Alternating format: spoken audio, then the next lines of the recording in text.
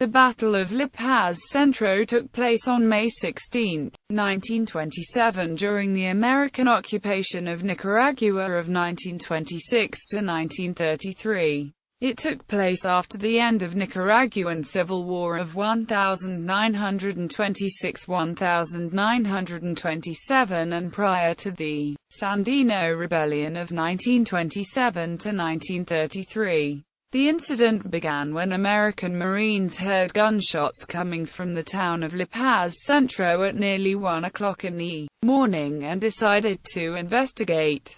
The Marine platoon that entered the town was led by Captain Richard B. Buchanan. 3 blocks into La Paz Centro, the Marines' left flank, led by Sergeant Glendale L. Fitzgerald, came under fire from a crowd of about 75 armed Nicaraguans, forcing the former to take cover under a protruding wooden sidewalk and behind a pile of railroad ties along the town's main street. Quote, "They were soon joined by Captain Buchanan's main force. Buchanan was fatally wounded by fire coming from a local saloon while crossing Main Street. Sergeant Fitzgerald and 2 privates cleared out the enemy-occupied saloon, killing 7 of the enemy. The Americans' 4 casualties were brought into the recently cleared building, with Buchanan dying at 2:30.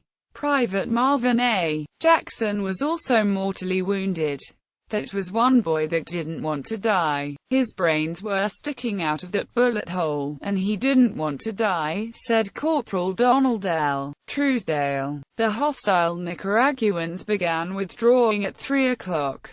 14 of their corpses were found on the battlefield, some of which were wearing the red hat band of the rebel Liberal Army. It is unknown for sure who commanded the Liberals that attacked the Marines at La Paz Centro, but Francisco Sequeira seemed to be a likely suspect. After the firefight, 2 squads of Marines, led by Captain William P. Richards, decided to visit Cabula. On May 26, 1927, Captain Richards killed the Liberal general as the latter jumped out of his bed to go for a pistol. Cabula's mistress, Concepcion Alday, was also shot dead as she charged the Marines with a machete. American casualties: fatally wounded, Captain Richard B. Buchanan, Private Marvin A. Jackson; non-fatally wounded, Corporal Anthony J. Rausch, Private First Class William F. Simon, Jr.